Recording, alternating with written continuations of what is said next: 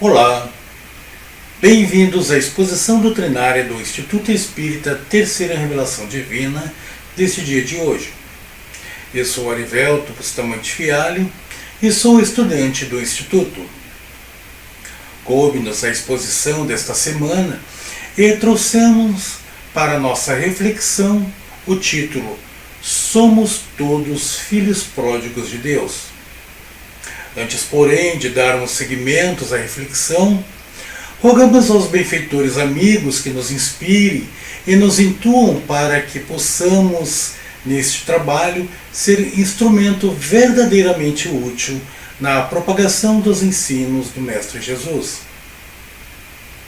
Meus caros irmãos, como percebido em nosso título, nossa reflexão está relacionada à bela parábola do Filho Pródigo, que se encontra no Evangelho de Lucas, capítulo 15, e que fora contada por Jesus não apenas a seus discípulos que estavam junto deles, mas a todos aqueles que lhe seguiam para ouvir de seus ensinamentos.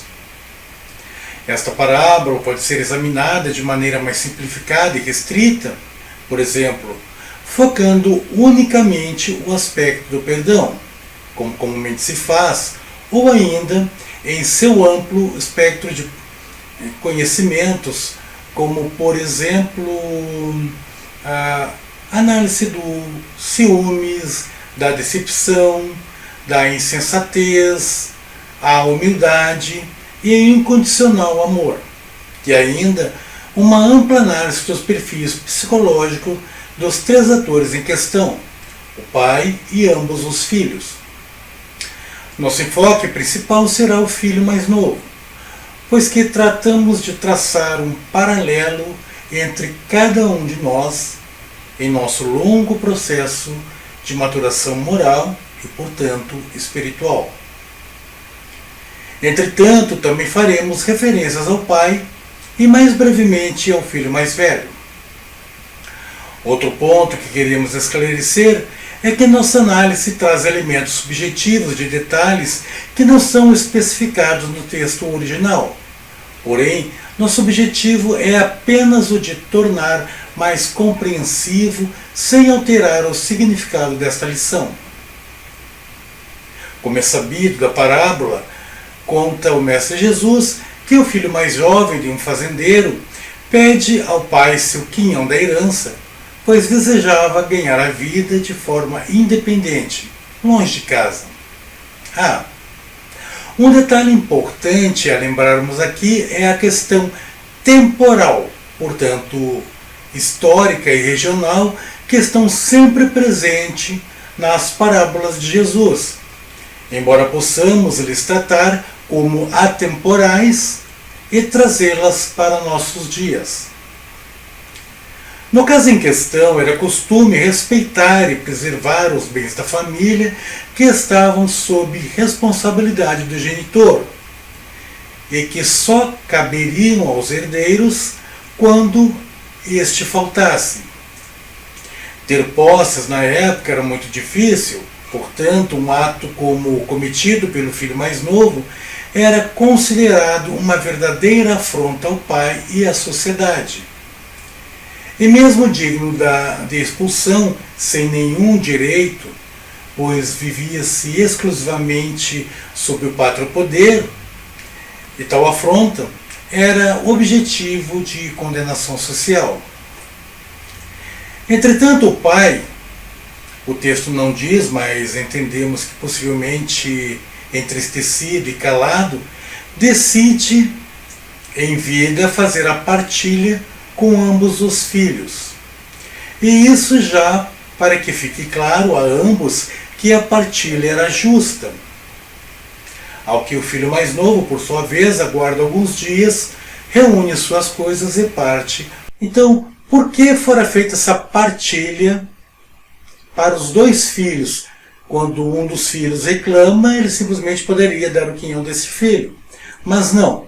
O pai, sabiamente, diante do pedido do filho mais novo, sabiamente, e já conhecendo seus filhos, ele resolve fazer a partilha para os dois, justamente porque se deixasse para fazer a posteriori a partilha com outro filho, este poderia questionar que talvez o pai tivesse dado ao filho mais novo o melhor quinhão da herança.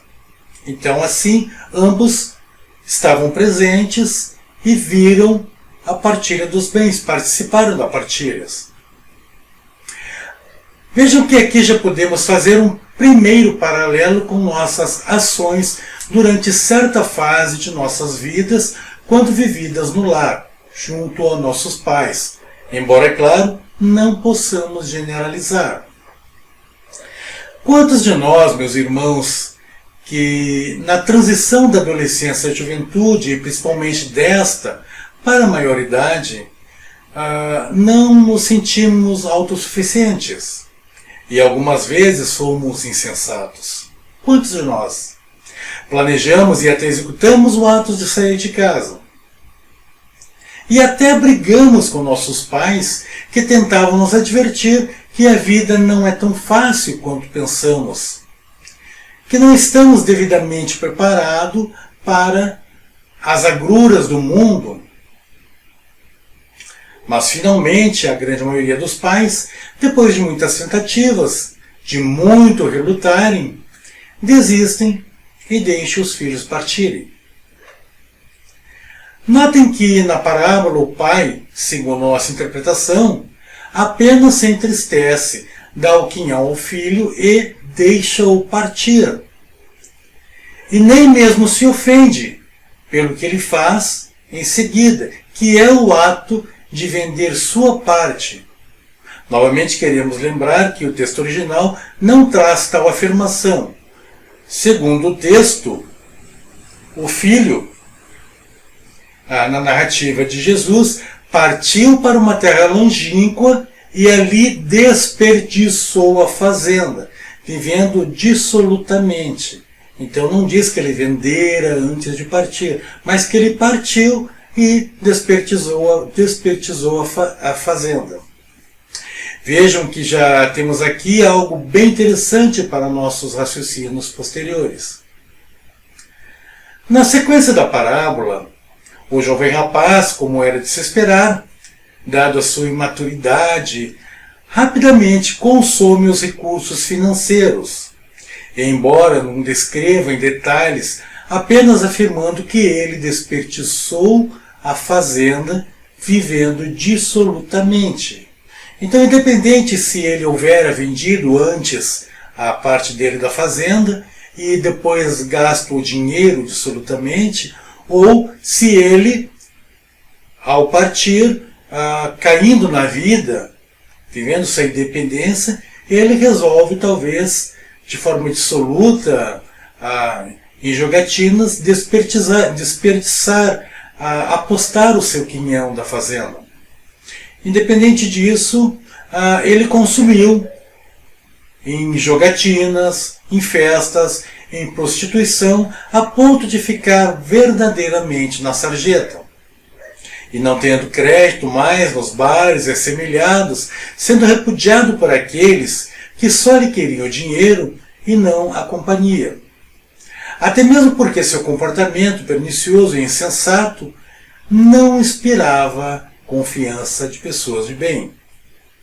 Assim, passa então a mendicância, porém faminto, e como afirma o texto, houve naquela terra uma grande fome e começou a padecer necessidades. Então vejam que ele não apenas perdeu o dinheiro ou os bens, não importa, em jogatinas, em bebidas, enfim, em festas, mas também, em seguida, por infortúnio, a cidade, as terras foram assoladas por uma grande fome e que houve grandes necessidades de todos, desempregos, e ele então já, com dificuldades, piora o seu quadro.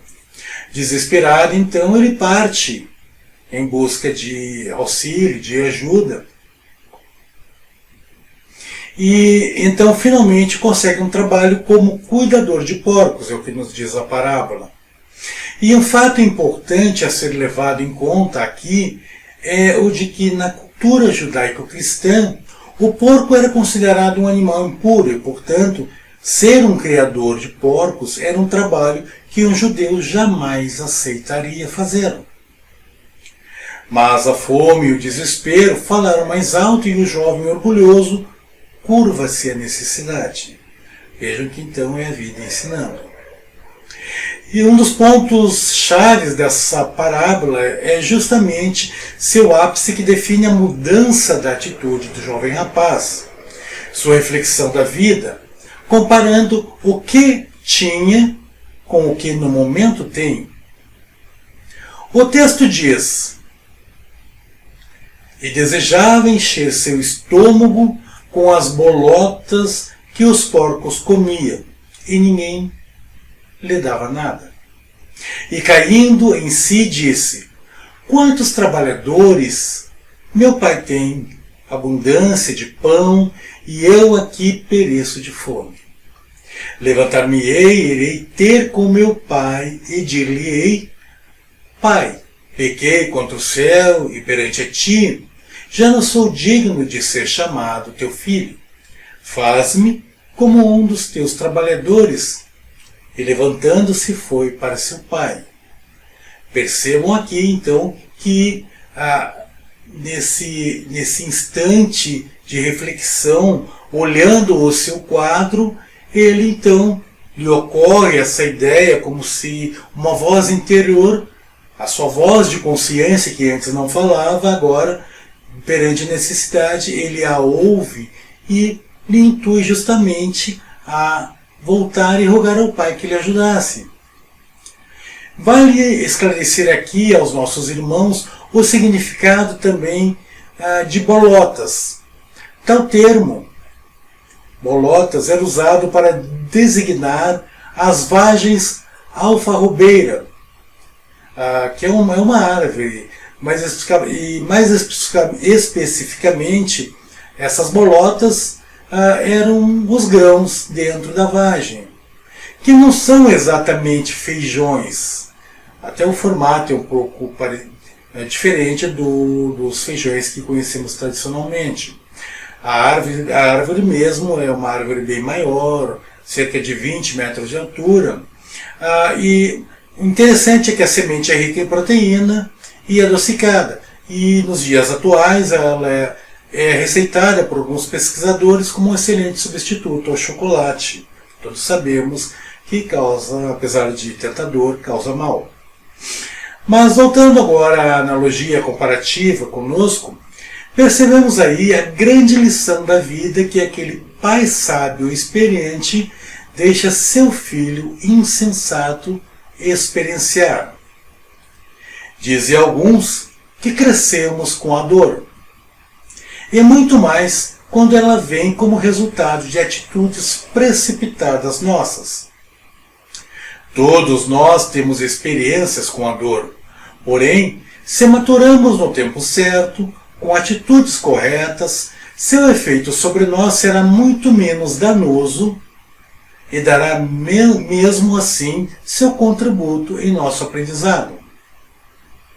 A insensatez, porém, no caso jovem, rapaz, conduzirá não apenas a vivenciar a necessidade da fome, frio e desprezo de outros por nos julgarem as ações, possivelmente poderá mesmo nos colocar em perigos mortais. Verdadeiramente mortais e desnecessários, mas desencadeados por nossas próprias ações, ainda que involuntárias. Notem que para o jovem foi preciso vivenciar o limite em que, varado de fome, desejou a comida dos porcos. Bem mesmo porque, literalmente, naquela época, um cuidador de porcos era o menos importante dos subalternos. Comia, bem dizer, sobras de seus senhores e não mais que 2 vezes ao dia. Ora, se transportarmos essa realidade em nosso paralelo, poderemos ter aqui aqueles casos em que os jovens insensatos, sem experiências e maturidade emocional, fora de casa por opção, e crendo-se realmente donos do mundo, deparam-se com situações os quais não têm controle algum. Perdem o emprego que tinham por atitudes não condizentes em trabalho, gastam suas indenizações e passam a viver de favores de amigos, e até mesmo esses se afastam e ficam literalmente na rua à mercê do tempo e da violência. Alguns poucos, como o jovem filho, refletem e voltam ao lar. Outros, porém, são tomados de raiva e afundam-se mais ainda por orgulho ali cristalizado e talvez até ação influente perniciosa externa que acaba prevalecendo.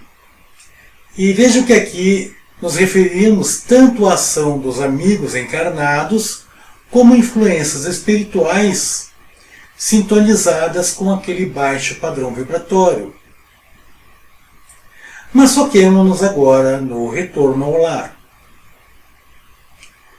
Notem que o exame da consciência que o jovem faz e que muitos de nós talvez tenhamos feito, caso tenhamos vivenciado situação análoga, o levou a uma profunda conscientização que junto à casa do pai gozaria de alimento, conforto, confiança, e que mesmo o subalterno de seus pais comiam e comem melhor que ele como cuidador de porcos. Então vejam que ele realmente cai na real e relembra, rememoriza os tempos em que vivia à casa do pai e que tinha todo o conforto, tinha respeito.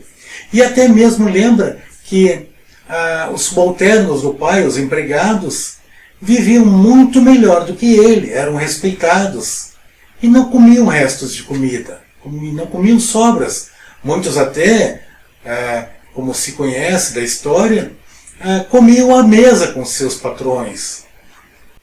Lembremos aqui que a parábola não conta esse raciocínio que acabamos de fazer. E também não conta que, por certo, o criador de porcos não era um judeu, pois estes os consideravam animais impuros. Assim, judeus não criavam porcos, porque também não comiam carne de porcos, e nem mesmo comercializavam. E para os que não eram judeus, alguns os comparavam a porcos que andavam todos juntos, partilhavam os mesmos hábitos, crenças e comida. E também porque não gostavam de porcos. Então vejam um ponto interessante isso. Aqueles que não eram judeus não gostavam muito dos comportamentos das famílias judias, que desprezavam os porcos, não viam ali interesse, os consideravam imundos, e também viviam sempre juntos, partilhavam suas vidas, até o próprio alimento. Então, como uma maneira de gracejo, uma forma de brincar, de caçoar, eles chamavam os judeus de porcos, comparando os judeus a porcos. Então é compreensível que o dono dos porcos tenha admitido como um serviçal a cuidar dos porcos um jovem judeu orgulhoso. Até mesmo porque é uma maneira de, no pensar dele, dar uma lição àqueles judeus altivos e, no entender deles, orgulhosos, que eram melhores que os outros, até mesmo porque, tradicionalmente, já desde aquela época, os judeus eram sempre excelentes negociadores e sempre tinham sucesso, enriqueciam facilmente por administrar com seriedade seus negócios. Bom, o importante aqui é entendermos que, ao compreender sua insensatez, o jovem filho decidiu retornar ao lar, pedir perdão ao pai, reconhecendo não ser nem mesmo digno de ser chamado de filho, pois entendera a gravidade de sua afronta perante não apenas ao pai, mas aos valores sociais vigentes. Considerava-se então um criminoso e pedia perdão, e que o aceitasse como um de seus simples serviçais, pois sabia que entre os judeus, mesmo um serviçal é tratado com respeito e goza da confiança da família, e também, como dissemos, não se achava mais merecedor de ser tratado verdadeiramente como um filho. Novamente, transportando esse momento à nossa correlação, aqueles que voltam à casa no intento do restabelecimento dos laços fraternais com os pais, estão prontos, desta vez, a aceitar os conselhos daqueles que já viveram experiências e que até mesmo nunca contaram, por entenderem que não era ainda o momento de contar aos seus filhos, pois os mesmos não teriam maturidade para entender aquela insensatez vivida pelos pais ainda na adolescência ou juventude. A parte verdadeiramente surpreendente da parábola é que, de certa forma, nem sempre haverá correlação direta com nossa realidade atual, em nossos círculos familiares. E a reação do pai ao ver ao filho que retorna para casa, na parábola do mestre, narra que o pai viu seu filho e se moveu de íntima compaixão. Então, correndo, lançou-se-lhe ao pescoço e o beijou. Ao que o filho então disse: Pai, pequei contra o céu e perante a ti, e já não sou digno de ser chamado teu filho. Mas o pai disse aos seus servos: Trazei depressa a melhor roupa e vesti-lo, e ponde-lhe um anel na mão e sandálias nos pés, e trazei o bezerro cevado e matai-o, e comamos e alegramo-nos, porque este meu filho estava morto e reviveu, tinha se perdido e foi achado. Como dissemos anteriormente, tal atitude nem sempre corresponde à nossa realidade familiar, pois sabemos que o orgulho, chaga da humanidade, como nos diz o Evangelho, atinge todos nós, sejamos filhos ou pais. Um aspecto importante aqui, e sabiamente trazida pelo Cristo em sua parábola, e tem a ver com o contexto histórico, porém aqui quebrando as regras sociais da época, que num caso assim, uma reaproximação desse tipo jamais ocorreria. Era comum à época a utilização de um terceiro, uma espécie de negociador que, a pedido do filho, procuraria o pai e faria as negociações para uma reunião entre ambos, e acerto de condições para o retorno, ou mesmo saber de sua impossibilidade, pois que o pai poderia, sim, renegar o filho, não aceitar, e aí este negociador voltaria ao filho e lhe diria: olha, é impossível, ele não quer mais a sua presença no lar. Aqui vemos um pai que, comovido, abraça o filho e compreende sua transformação. Então vejam que diferença dos contextos atuais quando vemos estas situações. Por isso ele recebe como que com honras, vestindo-lhe com a melhor roupa, um anel que significava a reintegração à família. Isso era interessante naquela época, o simbolismo de algumas joias, assim como um anel também era comum à época, uma espécie de penduricalho do pescoço, onde havia ali normalmente um símbolo representando a família. Então, isso era um símbolo de reintegração, de retorno à família. Ele tinha novamente a honra de representar o nome da família. Bom, pedindo então que fosse feita essa festa, que fosse então dada a melhor comida aos convidados. Enquanto que em nosso paralelo poderia ocorrer, como em muitos casos noticiados, uma recusa dos pais em receber de volta aquele filho que talvez mesmo os tenha desafiado e ofendido profundamente. E como dissemos, todos somos vítimas desse terrível atavismo que é o orgulho. Temos aqui também a questão do terceiro ator, que dissemos que faríamos breve menção, por não ser foco de nossa exposição. Nos referimos ao filho mais velho, que sem dúvida, em um estudo mais aprofundado, mereceria uma boa análise, pois, mesmo assim, como o mais novo, ele dá a demonstração de egoísmo e muito mais ainda.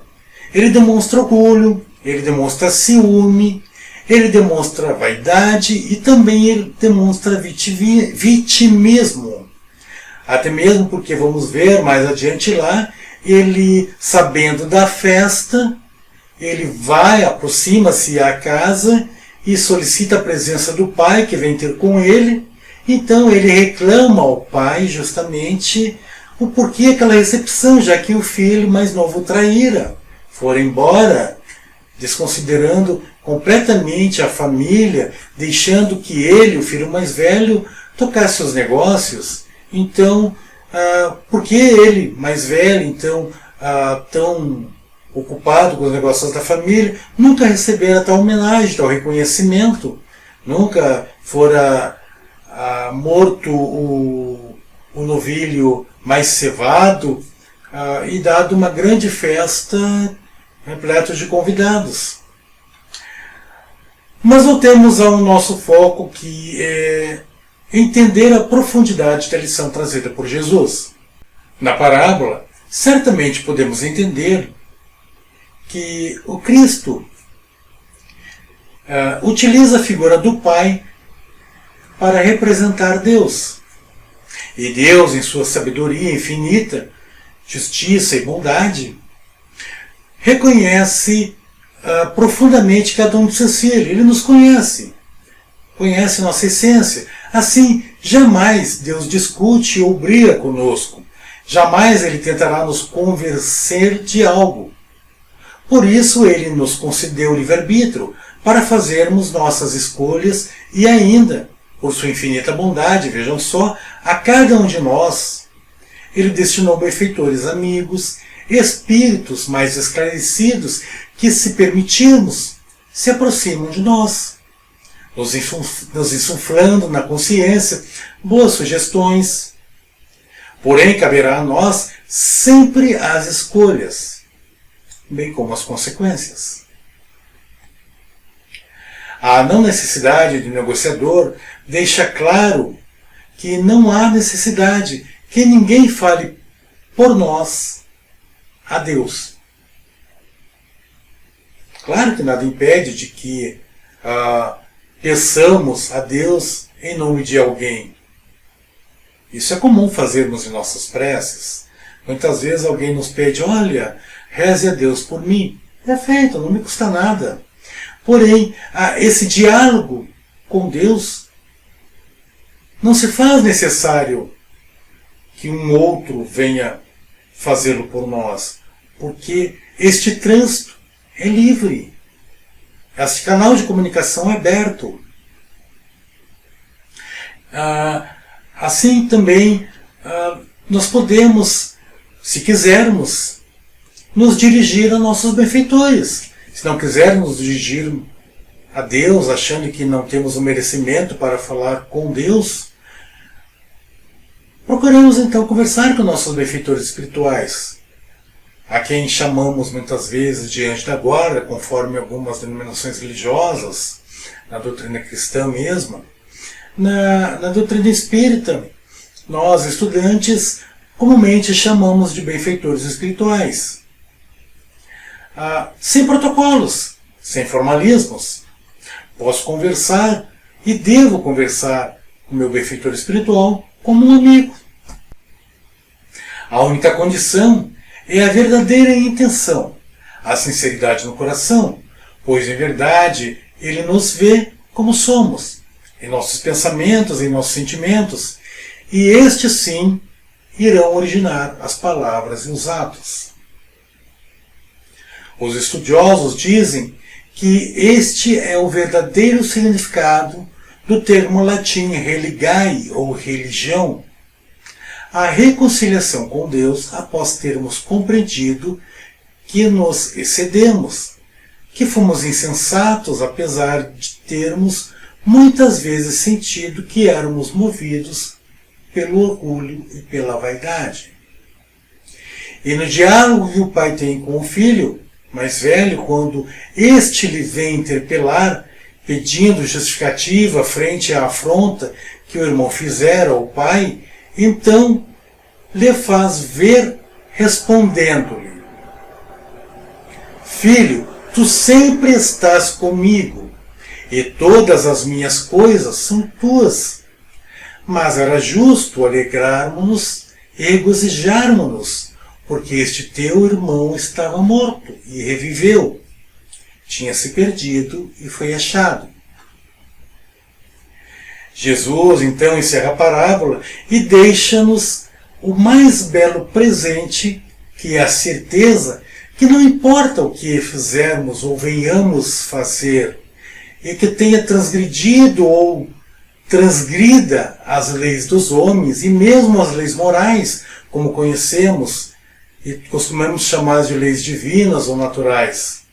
Se realmente buscamos a transformação interior a ponto de, como filho mais novo, que queria apenas voltar e estar sob o olhar amoroso do Pai, e que em verdade nunca lhe abandonou,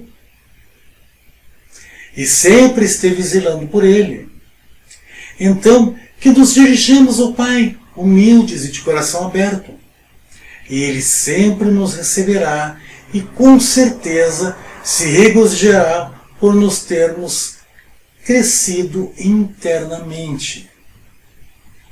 Então, percebam que a riqueza de ensinamentos tem a parábola do filho pródigo, pois ali Jesus nos dá a certeza de que o Pai é soberanamente justo e bom.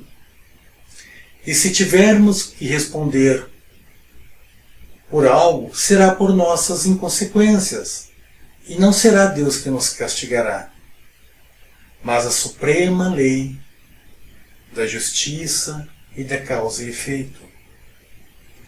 Portanto, que aprendamos com essa lição, que aprendamos sempre a ouvir aqueles mais experientes que já viveram uma vida muito mais tempo do que nós, e que, por certo, têm grafados em sua memória a grande instrução recebida lá na espiritualidade, quando aceitaram a incumbência de recebermos como filhos queridos. Porque a doutrina mesmo espírita diz que quando nossos pais retornarem em pátria espiritual, quando nós, se acaso já pais também, retornarmos à pátria espiritual, Deus nos questionará: que fizeste do filho amado que a ti confiei? Eles com certeza farão de tudo o possível para nos orientar. Entretanto, não poderão, se verdadeiramente nos amam, nos prender, nos amarrar. Deixarão, assim como o pai na parábola, nos deixarão voar do ninho, ter nossas lições e até mesmo errar, e depois voltar. E com certeza, aqueles que verdadeiramente amam, os que receberam como filhos amados, ficarão muito felizes. E se pudessem, dariam festas também.